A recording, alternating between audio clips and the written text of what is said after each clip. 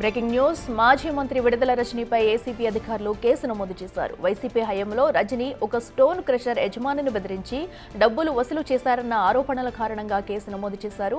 బాధితుడు కూటమి ప్రభుత్వం అధికారంలోకి వచ్చాక ఫిర్యాదు చేయడంతో విడుదల రజనీని అప్పటి రీజనల్ విజిలెన్స్ అధికారి జాషువాపై కేసు నమోదు చేసి దర్యాప్తు చేస్తున్నారు.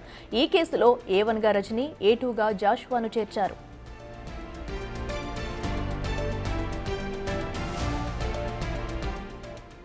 ఇదే అంశానికి సంబంధించి మరింత సమాచారం మా ప్రతినిధి శివ అందిస్తారు. శివ, చెప్పండి, అటు మాజీ మంత్రి విడుదల రజనీపై కూడా కేసు నమోదైంది, అక్రమంగా డబ్బులు వసూలు చేశారంటూ కూడా కేసు ఫైల్ చేశారు. డీటెయిల్స్ ఏంటి?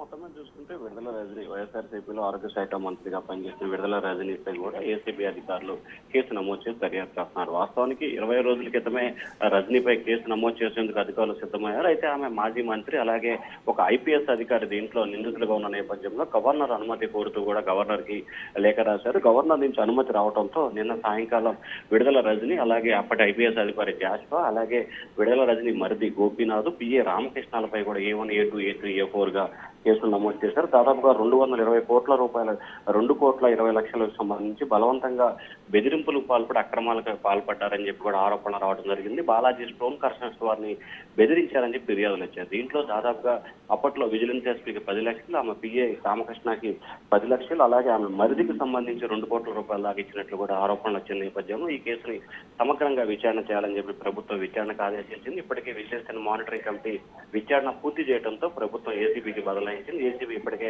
ఎఫ్ఐఆర్ నమోదు చేసింది కాబట్టి త్వరలోనే రజనీని అరెస్ట్ చేసే అవకాశాలు కనిపిస్తా ఉన్నాయి. అఖిల, శివ, మరి ప్రధానంగా చూసుకుంటే ఎఫ్ఐఆర్లో ఎలాంటి అంశాలను నమోదు చేశారు అండ్ అలాగే అటు రజనీని అయితే విచారణకు పిలిచే అవకాశం ఉందా?